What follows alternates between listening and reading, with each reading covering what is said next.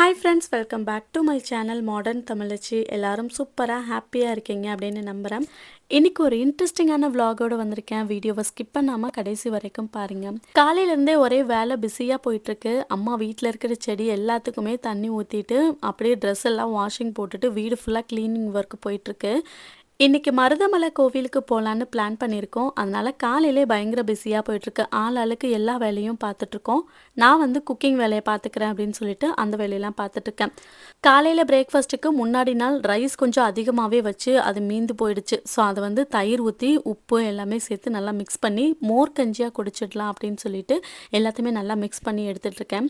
இதுக்கு ஒரு சூப்பரான காம்பினேஷன் சைட் டிஷ் வந்து பார்த்திங்கன்னா மோர் மிளகா வத்தல் தான். ஸோ இதை பார்க்கும்போதே எனக்கு என்னோடய ஸ்கூல் காலேஜஸ் ஞாபகம் வந்துடும். எங்களுக்கு வந்து சண்டே சாட்டர்டே அப்படின்னாலே வீட்டில் மார்னிங் பிரேக்ஃபாஸ்ட் இதுதான் இருக்கும். அதுலேயும் இந்த சம்மர் ஸ்டார்ட் ஆகிடுச்சு அப்படின்னாலே இதுதான் மோஸ்ட்லி வந்து பிரேக்ஃபாஸ்ட்டாக இருக்கும். ரொம்ப லைக் பண்ணி சாப்பிடுவோம்.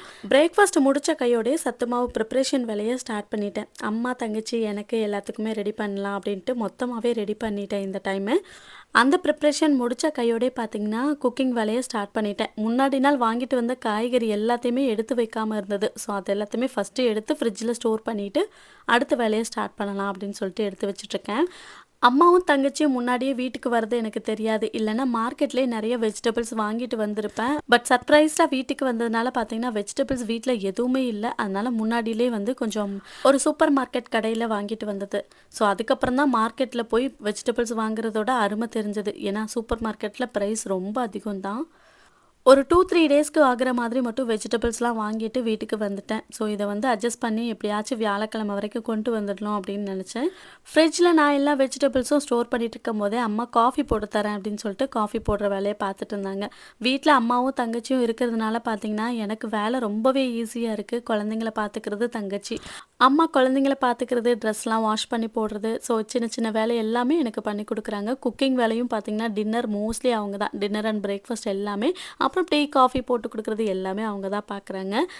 முக்கியமாக ஒரு 4 நாள் கண்டினியூவாக லீவ் வந்துருச்சு ஸ்கூலு. ஸோ அதனால் ஃபுல் எனர்ஜெட்டிக்காக நம்மளும் குழந்தைங்களோட டைம் ஸ்பெண்ட் பண்ண வேண்டியதாக இருக்குது.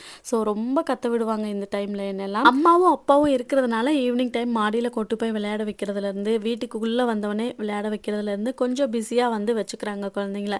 ஸோ அதனால் எனக்கு கொஞ்சம் ஸ்மூத்தாக தான் போயிட்டுருக்கு.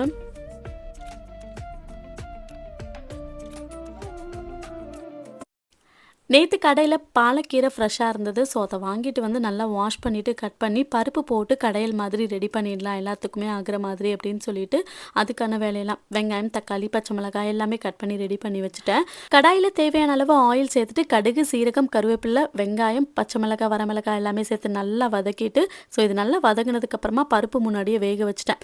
ஸோ கட் பண்ணி வச்சுருக்க கீரையை சேர்த்து நல்லா வதக்கிக்கணும் மூடி போடாமல். அடுத்து வந்து நம்ம பருப்பையும் சேர்த்து நல்லா மிக்ஸ் பண்ணி கொதிக்க விட்டு எடுத்தோம்னா சூப்பராக பாலக்கீரை கடையில் ரெடி ஆகிடுச்சு. ஸோ நான் இந்த மெத்தடில் தான் ரெடி பண்ணுவேன். ரொம்ப நல்லாயிருக்கும் டேஸ்ட்டு. ஸோ இது கூட வந்து தாளிப்பு வடகம் சேர்த்திங்கன்னா டேஸ்ட் இன்னும் சூப்பராக இருக்கும்.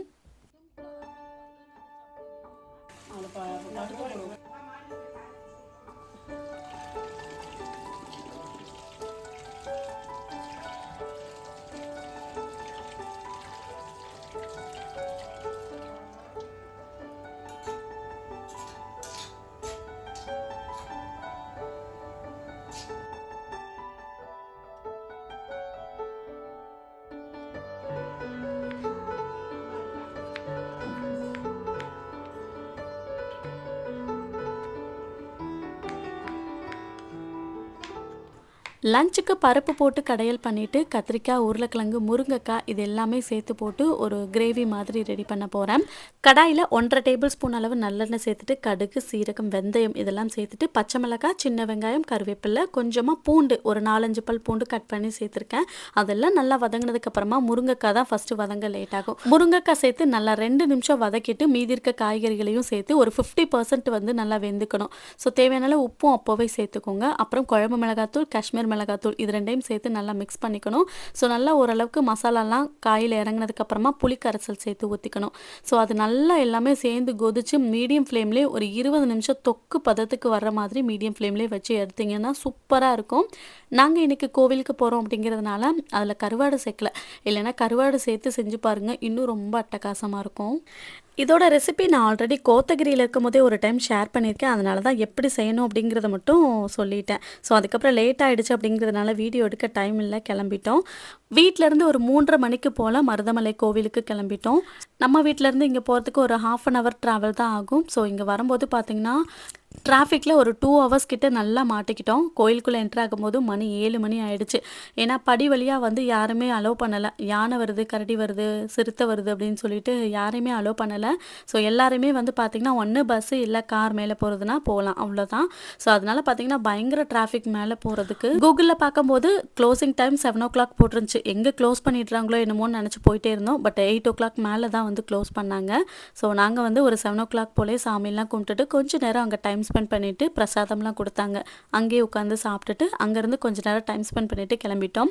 ஏன்னா வீட்டில் அன்னைக்கு செவ்வாய்க்கிழமை அப்படிங்கிறதுனால வெற்றிலை தீபம் ஏற்றணும் அப்படின்னு சொல்லிட்டு இருந்தேன். அதனால் சீக்கிரமாக போகணும், 8 to 9 ஏற்றணும் அப்படிங்கிறதுனால சீக்கிரமாக போகணுன்ட்டு அங்கேருந்து கிளம்பிட்டோம். நாங்கள் வெத்தலை தீபம் எப்படி அக்கா ஏற்றுறீங்க, அதை பற்றி ஒரு வீடியோ போடுங்க அப்படின்னு சொல்லியிருந்தீங்க. நானே பிகினர் தான், நான் இப்போ தான் வந்து அதை ஸ்டார்ட் பண்ணியிருக்கேன். அதை பற்றி முழுசாக தெரியாமல் நான் வந்து ஷேர் பண்ணக்கூடாது, அதனால தான் அதை பற்றி நான் எதுவுமே சொல்லலை.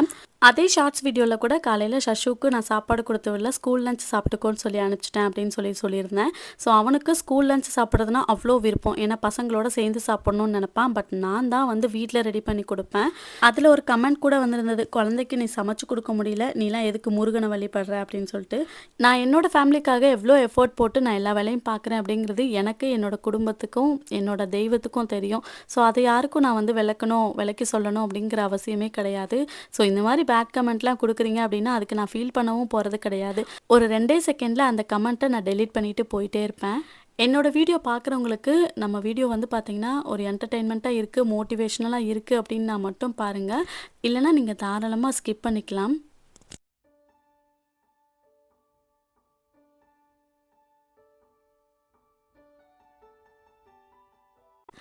அன்னைக்கு கோயிலுக்கு போயிட்டு வந்ததுக்கப்புறமா ஈவினிங் வீட்டுக்கு வந்து சாமி கும்பிட்டுட்டு டின்னர் சமைச்சு சாப்பிடவே டைம் ஆயிடுச்சு. அதுக்கப்புறம் vlog எடுக்க டைமே இல்லை. அடுத்த நாள் வந்து வீட்டில் என்ன தான் எல்லா செடிகளுக்கும் தண்ணி ஊற்றினாலும் டிவி பக்கத்தில் இருக்கிற இந்த மணி பிளான்ட்ஸ்க்கு தண்ணியே கொடுக்கறதில்ல. ஒரு 4 நாள் பக்கம் ஆயிடுச்சு, தண்ணி எதுவுமே வந்து அதுக்கு ஸ்ப்ரே பண்ணவே இல்லை. அப்படியே அந்த மாடிக்கு எடுத்துகிட்டு வந்துட்டு நல்லா தண்ணி எல்லா பக்கமும் நல்லா அடித்து விட்டுட்டு ஸோ கொஞ்ச நேரம் வந்து நிழல்லே வச்சுட்டேன். இனி இதுக்கப்புறம் பார்த்திங்கன்னா நல்லா ஃப்ரெஷ்ஷாக இருக்கும். ஸோ அன்றைக்கி ஒரு ஹாஃப் டே அப்படியே வச்சுட்டு அதுக்கப்புறமா வீட்டுக்குள்ளே எடுத்து வச்சுட்டேன்.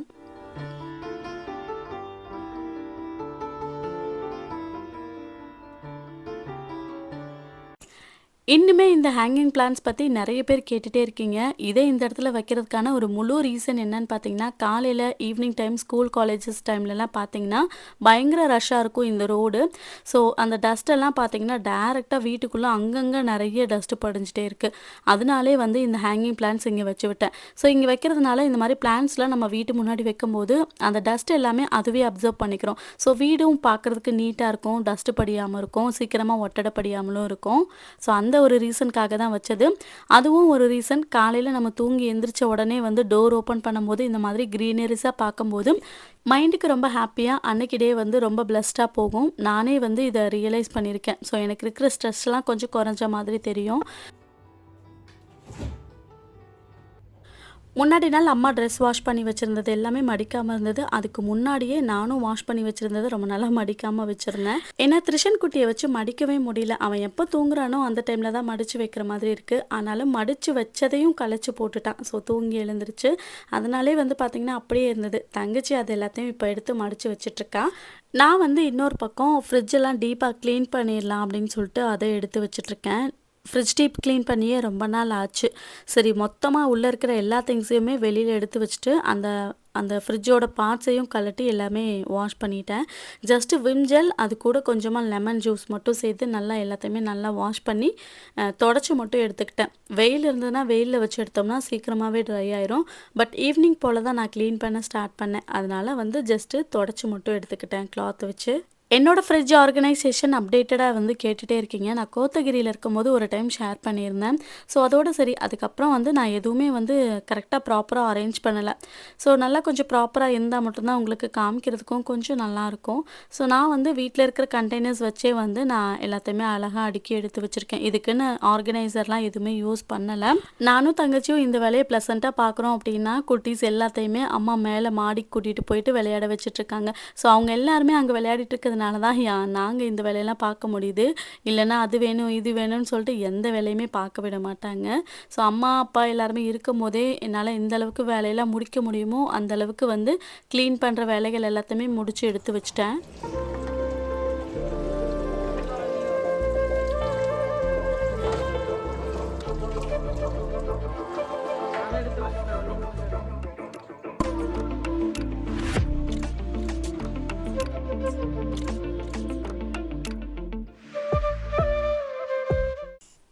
தங்கச்சி ட்ரெஸ் எல்லாம் மடித்து எடுத்து வச்சதுக்கப்புறமா நானுமே அந்த ட்ரெஸ்லாம் எடுத்து வச்சிட்டேன். கையோடு எடுத்து வச்சுட்டு திரும்பவும் வந்து ஃப்ரிட்ஜ் க்ளீனிங் வேலையை ஸ்டார்ட் பண்ணிட்டேன்.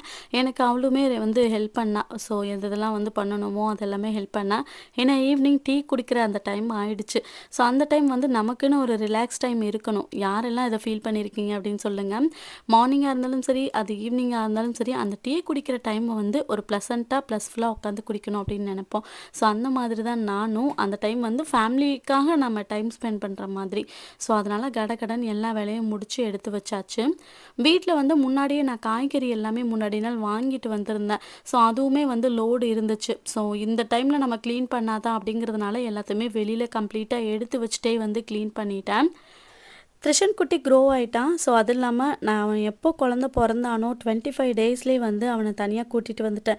ஸோ அதனால் வந்து அம்மா அப்பா கூட இருக்கிற அந்த டைமிங்லாம் ரொம்ப கம்மி. மோஸ்ட்லி வந்து பார்த்திங்கன்னா என்னை விட்டு அவன் கீழே இறங்கவே மாட்டேங்கிறான். இப்போ நல்லா விவரம் வேறு தெரிஞ்சிடுச்சு. ஸோ சுத்தமாக எங்கேயுமே போக மாட்டேங்கிறான். இப்போ தான் கொஞ்சம் விளையாட ஸ்டார்ட் பண்ணியிருக்கான் எல்லாரோடையும். அதனால் அவனை வச்சுட்டு சுத்தமாக இந்த ஃப்ரிட்ஜ் க்ளீனிங் வேலை மட்டும் சுத்தமாக பார்க்க முடியாமலே இருந்தது. இந்த டைம் வந்து க்ளீன் பண்ணி எடுத்து வச்சதுக்கப்புறமா பார்க்குறதுக்கு அவ்வளோ அழகாக இருந்தது நீட்டாக. ஃப்ரிட்ஜுக்குள்ளே க்ளீன் பண்ணுறதுக்கு லைட்டான வார்ம் வாட்டரில் லெமன் மட்டும் நல்லா மிக்ஸ் பண்ணி எல்லா பக்கமும் நல்லா அப்ளை பண்ணிவிட்டு நல்ல ஒரு ஈரமான கிளாத் அப்புறம் வந்து ட்ரை கிளாத் வச்சு 2 டைம்ஸ் நல்லா வைப் பண்ணி எடுத்து விட்டுட்டேன். ஸோ அதுக்கப்புறமா பார்க்குறதுக்கு ஃப்ரிட்ஜ் வந்து நல்ல ஒரு வாசனையாக இருந்தது. நான் மட்டும் இல்லை என்ன மாதிரியே நிறைய அம்மாக்கள் நம்மளோட வீடியோ பார்த்துட்ருக்கீங்க. ஸோ 2 குழந்தைக்கா 3 குழந்தைக்கா அப்படின்னு சொல்லிட்டு உங்களால் குழந்தைங்களை வச்சுட்டு தனியாக என்னென்ன வேலையெல்லாம் பார்க்க முடியல அதெல்லாம் வந்து எனக்கு ஷேர் பண்ணுங்கள். ஸோ அந்த வேலைகளை வந்து எந்த மாதிரி ஈஸியாக முடிக்கலாம் அப்படிங்கிற டிப்ஸும் எனக்கு ஷேர் பண்ணுங்கள். ஸோ படிக்கிறவங்களுக்கும் ஈஸியாக இருக்கும், நிறைய அம்மாக்களுக்கும் ரொம்ப யூஸ்ஃபுல்லாக இருக்கும். சக்ஸஸ்ஃபுல்லாக ஃப்ரிட்ஜ் க்ளீனிங் வேலையெல்லாம் முடிச்சு விட்டாச்சு. இதுக்கப்புறமா எனக்கு ரெஸ்ட்டு தான். அம்மா டின்னர் வேலையெல்லாம் பார்த்துக்கிறேன் அப்படின்னு சொல்லிட்டாங்க. குழந்தைங்களோட டைம் ஸ்பெண்ட் பண்ணிவிட்டு அன்னைக்கு டே வந்து பயங்கர சூப்பராக போச்சு. என்னோட தங்கச்சி பொண்ணு நக்ஷத்ரா குட்டி சஷுவை குளிப்பாட்டுறானாமா. நல்லா ஷாம்பு போட்டு தலைக்கு போட்டு நல்லா எப்படி குளிப்பாட்டுறது அப்படின்னு எல்லாருக்கும் காமிச்சிட்டு இருந்தா. வீடியோவோட எண்டுக்கு வந்தாச்சு. இன்றைக்கி இந்த வீடியோ உங்கள் எல்லாருக்குமே யூஸ்ஃபுல்லாகவும் என்டர்டெயின்மெண்ட்டாகவும் இருந்தது அப்படின்னா மட்டும் என்னோடய வீடியோவை சப்ஸ்கிரைப் பண்ணி சப்போர்ட் பண்ணுங்கள். இதே மாதிரியே இன்னொரு வீடியோவில் மீட் பண்ணலாம். தேங்க்ஸ் ஃபார் வாட்சிங்.